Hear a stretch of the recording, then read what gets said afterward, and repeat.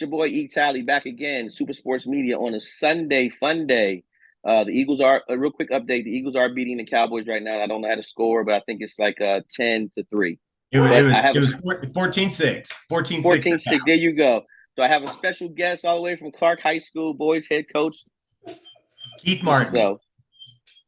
Thank you, Coach, for spending this Sunday with me. Are you a Cowboys fan? Because it sounds like you are. No, I am not. I Good, used to good, be good. growing up, but now it's who do you root for? Anybody who's playing the Cowboys. So Okay. There you hopefully I go. haven't You woke up. offended too You many of woke your up. fans. All right. No, no, no, Coach. No, we got a lot of Cowboys fans, but at the same time, I love when I get non-Cowboy fans on the show. Like myself, I'm an Eagles fan. Uh, Converted to a Spurs fan. Used to be a 76ers fan, but now I'm a Spurs fan now. 100% Spurs all the way. But when you live in San Antonio, I believe that's part of your fandom. You have to be a Cowboys fan. I guess that's what I was That told. or I don't know, or Texans. I don't know. So I just can't get behind the Texans 100% yet. You know, Eagles are still winning. We still, carrying the torch. So they'll mhm. always, be with me. But as far as I am trying to root for the Texans, though, I am trying to find a reason to, hey, get behind.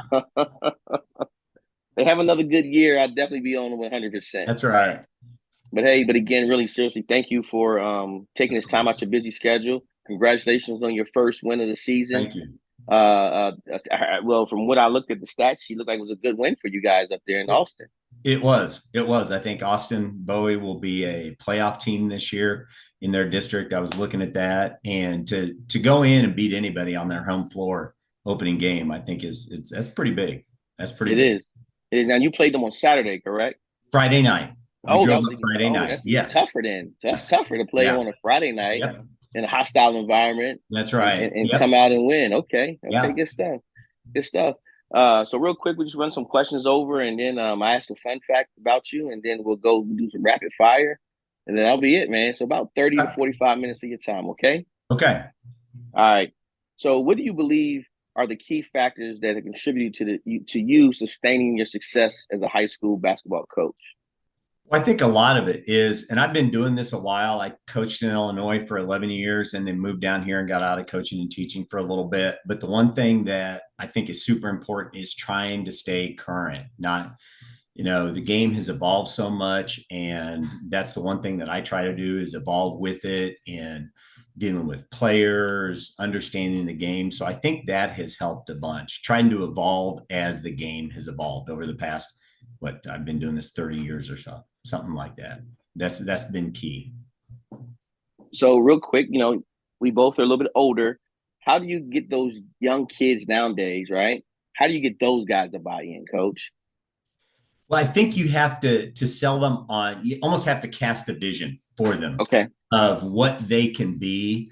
Those kids, because at a 6A program, you're going to have some kids that can play at the next level, and I think you try to show them what they can do with the hard work that they put in. And I think just if you treat them right, coach them hard and are fair with them, I think they will respond to that. Kids want to be a part of something that's a little bit bigger than themselves. And I think if you can cast that vision for them, I think they'll buy in and, you know, kids, especially the ones that love the game, and they'll play hard for you.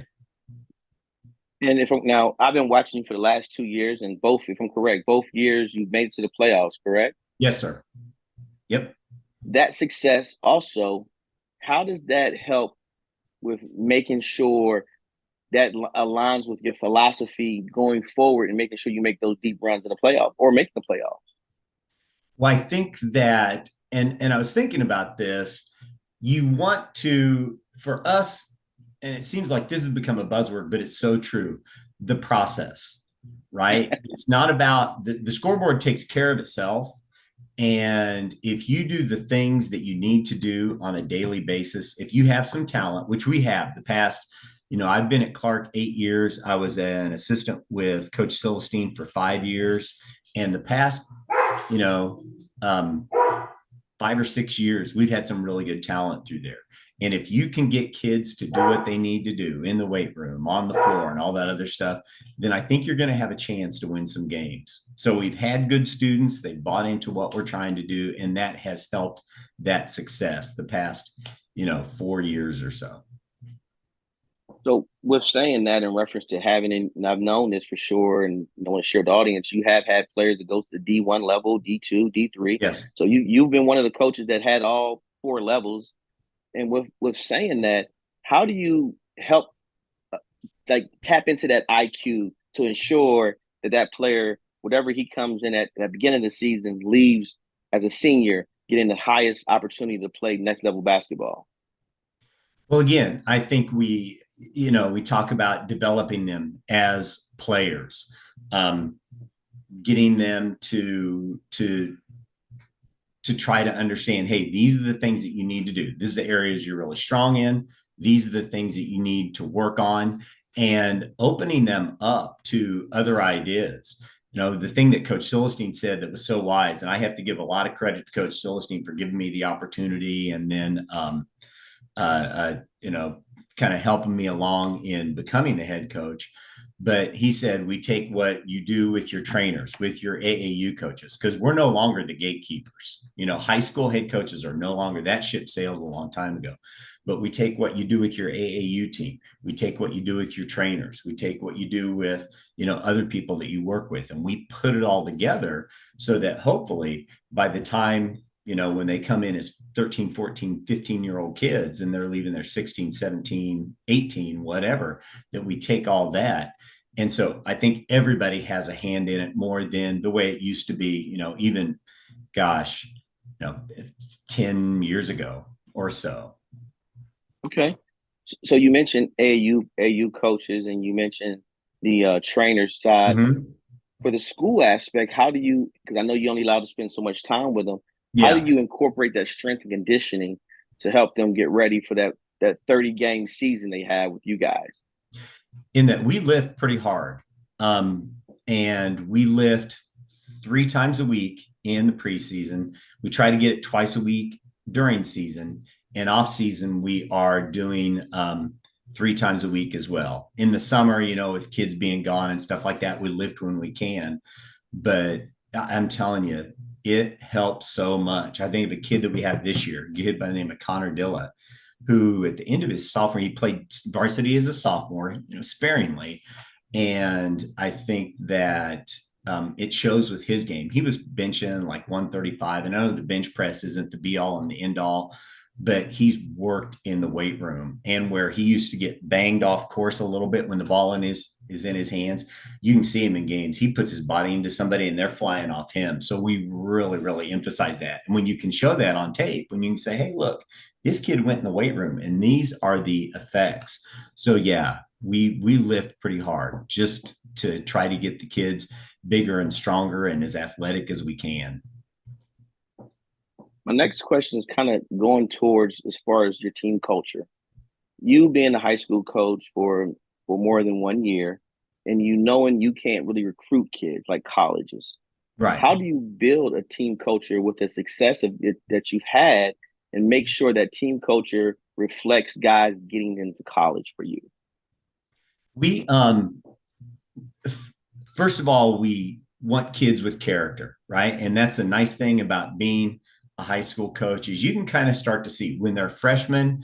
That's when we really get on them. Hey, you got to take care of your grades. You got to take care of doing the right thing in the classroom.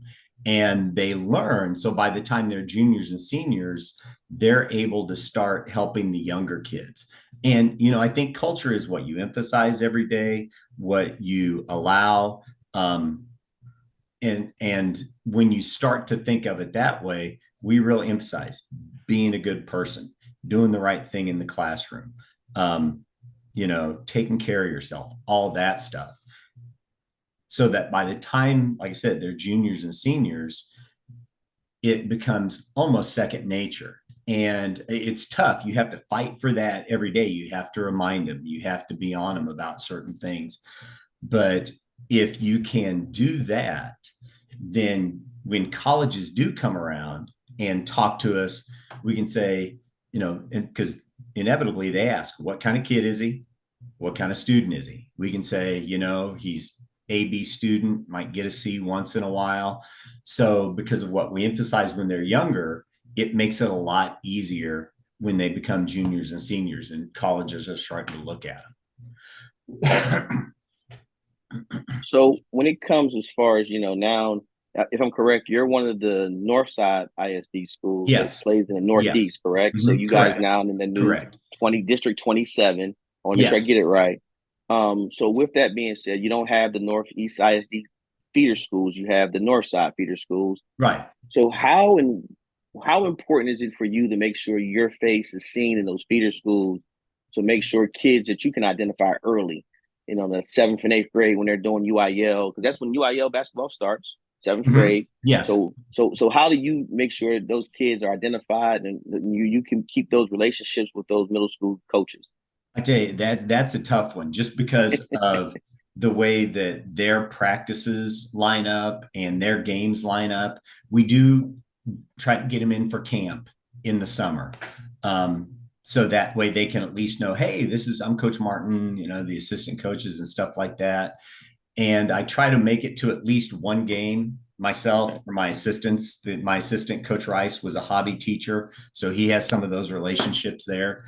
And I was at Rawlinson before I was at Clark. So we try to make it to at least one game. We've changed our practice schedule a little bit this year. We're going to, so we can make it to more practices and more games, because I think that's key. With the opportunities that kids have, they start, that I can go to this school, I can go to this school. You almost have to recruit your own. And it's really important that they start to put a name with a face. And the nice thing about it is our football program does the same thing. They're down there a lot because we want them to be Clark Cougars. Right. Cougars lead the way. I got you. So, in your experience, what are some of the biggest challenges and obstacles you've had to overcome as a high school basketball coach? And then how did you navigate through some of those challenges? Well, I think the biggest thing is beyond, the things you hear, dealing with parents, dealing with this, was simply going from becoming an assistant coach to a head coach. Okay. Because you think, I can do all this, I can be a head coach. But when you're an assistant coach, I found out when I became a head coach, the biggest challenge was dealing with a lot of the administrative stuff. Now you have to get buses and fundraiser and PAPFs and eligibility forms and all that. And you're no longer responsible for just the 13, 14 guys you have on JV. You have to not watch over, but you're monitoring, however many kids you have in the program, because when a kid does something in class that they're not supposed to do, or grades, the email comes to you as the head coach. So I think that was one of the biggest challenges, just the amount of other things that come under your purview when you become the head coach, because now you're managing a program, not just part of that program. And we all know adversity is part of your year to year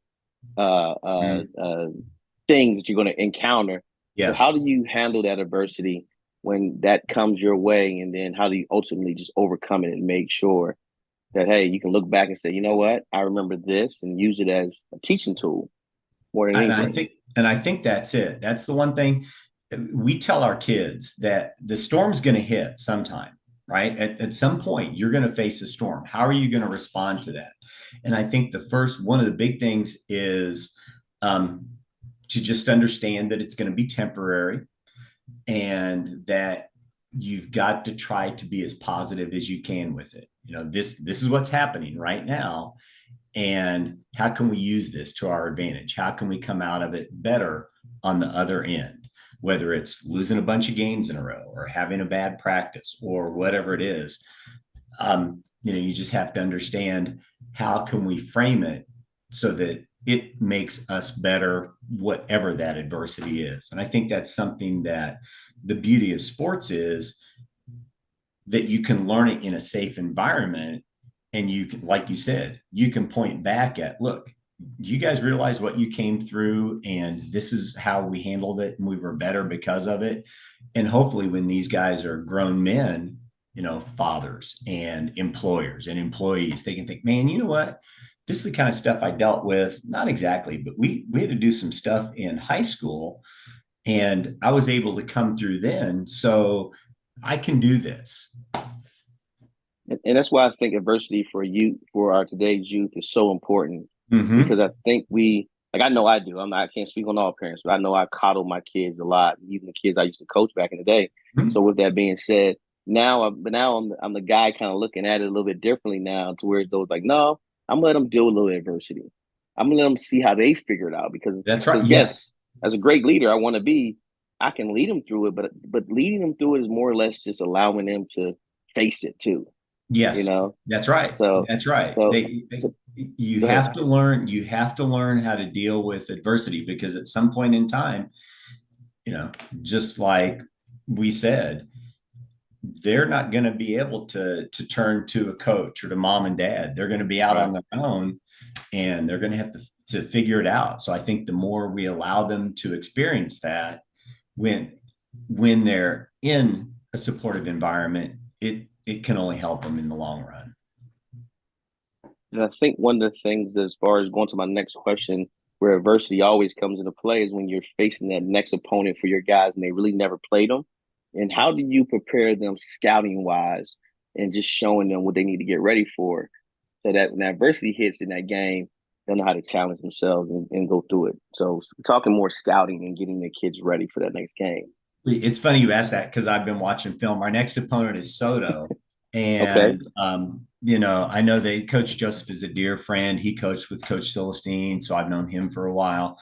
Um, but, they've lost two in a row. And that's a little bit scary, because Coach Joseph they're going to be hungry. But when we scout, we watch quite a bit of film, and it's more about personnel, because I think that Mm-hmm. if we try to overload our kids with too much, and they have to think about stuff, that slows them down. So when we give a scouting report, we'll talk about who their main guys are, and some really simple stuff. Is he right-handed? Is he left-handed? Is he a shooter, or is he a driver? We might show them a set or two. But really, we just want them to play with a free mind. And we really emphasize, this is what we are going to do, right? This is what we want to do to them. We're going to take care of our stuff, but they have to know that this guy doesn't shoot it as well, so we don't need to get out and guard him as much.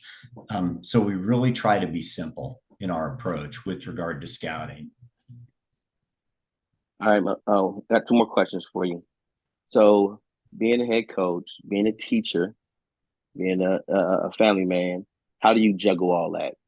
How do you make sure you have a good balance? Yeah, the nice thing about this year is, up until a couple of years ago, I taught history, and I was in the classroom, and that was tough, because lesson planning, grading papers. This is the first year in my career I've been strictly PE, so that has alleviated a lot of that with regards to paperwork and planning, and a lot more of the meetings, special ed paperwork, all the stuff that you do as a teacher. So that has really helped a bunch alleviate some of that. The nice thing about, and my wife is I couldn't do what I do without having an understanding spouse, and you've heard that before. But I got out of coaching for a while when all my kids are grown, right? They're all grown, out of the house, Right. off the Right. payroll, all that other good stuff. Um, so that has alleviated some of that concern.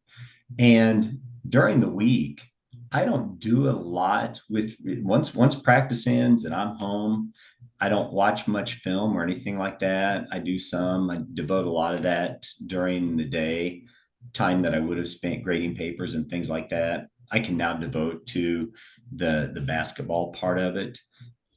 And so I do quite a bit of stuff on the weekends with regard to scouting and other stuff.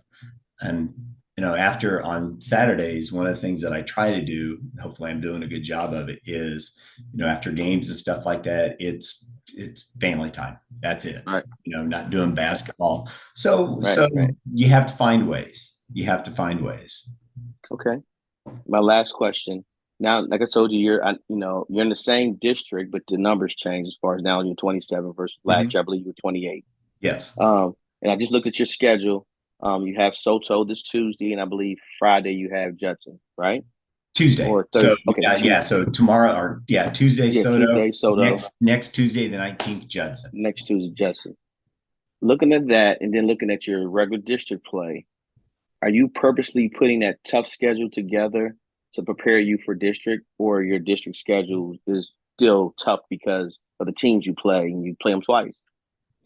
We're in a good district, right? Reagan Johnson, I think Lee will be all the teams. You never want to take a team for granted, but we try to play the best schedule that we can in preseason, right? Because you want to prepare for district, and just because of certain things we had to change our schedule around because of 28 6A, and they're starting district super early this year. They're starting district the 20 the week of Thanksgiving, so I don't Right. envy them. But yeah, we want to try to play the best schedule we can in the parameters that we have. So yeah, that's why when the schedules were coming out and I talked to Noe, I said, hey, would you like to play next year? Yeah, we'll come to your place. And the nice thing about doing things like that, so we go to Clemens, we go to Judson. Um, it's a great experience for our kids because we don't get to Right. play home games on campus. So the kids miss Right. that experience. So to be able to go, like on Friday night, being able to go into Austin Bowie and play on somebody else's home court with, fans there on you and stuff like that. It's a really neat experience for our kids. And then the last part of that, how do you feel about the new setup for the playoffs? Having now instead of sending, you're gonna have an opportunity to have two champions as far as the small and the big. And where do you guys fall in that if when you make playoffs? Part of it depends, right? We are, I think, in Northside or in our district. I have to kind of think with two minds here. Right. It's Reagan and Johnson are the two biggest. Mm-hmm. And I think then maybe Lee is up there. I think we might be fourth biggest. So Okay. depending on what happens, we could go big. Um, you know, and that is what it is. I like the old system better. I'm more of a Right. purist. I like because if you win district, right, to me, that you should have, I don't know, not be rewarded, but be given the opportunity to play the 4 seed. So I'm not, yeah, I might like it, but right now I'm not a fan. Not a fan. Yeah. On paper, it looks better for me. It's the old way because it was simple. Hey, Yes. either you make the Yes. playoffs or you don't. Yeah. You don't have to That's give me right. those.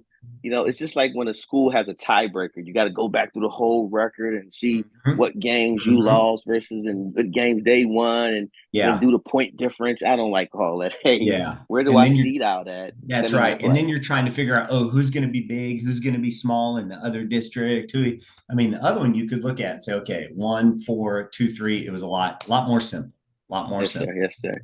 All right, coach. That ends the questions as far as having to think about these things. Give us a fun fact about yourself. Fun fact about yourself. Gosh, I don't know. I'm like I said, I'm from Illinois originally. Hmm. Was a Didn't root for Illinois. I was a Bobby Knight guy growing up. So, Okay, okay, but other than that, that's about it, I guess. okay. So, No, hey, that's a great start. That's a great start. So, hey, real quick, how are you? How are you feeling about Indiana having a undefeated season right now by just beating Michigan? I think they're 9-0. I think I put them at 9-0. I believe. yeah, I saw they're ranked number 5. Um, Yes, I like it. I'm a Big Ten guy. Again, I'm a yes, purist. yes. Of To me, course, the of Big course. Ten is a Midwest, thing. Yes, yes, sir. Adding Maryland and UCLA, those are not Big Ten schools, but that ship sailed again a long Right, time right, right. ago. All right. So a fun fact about myself, I tell everybody I'm an undercover foodie. I like food. So I like to end that part with our rapid fire. So I'm gonna hit you with a few questions about some food things and just tell Okay. me what you like, okay? Okay. So pizza and calzone. Oh, which do I like better? Yes, sir. Oh Yes, sir. Which one man, are you going with? gosh, I don't know. Probably calzones. Probably because O- I eat them so infrequently. You know Okay. what I mean? So I Yeah. think I'd probably rather have one. Okay. Yeah, All yeah. right. I had the choice. If two were put out in front of me. Yep. All right. Whataburger or In-N-Out? Oh, there's no Whataburger. There's no. Thank Yeah, you. that's Thank not you. even a debate. Thank you. Not even a McDonald's. McDonald's and Burger King. probably McDonald's. It's hard to beat McDonald's fries. It's hard to beat Yes. McDonald's True. fries, and Fact.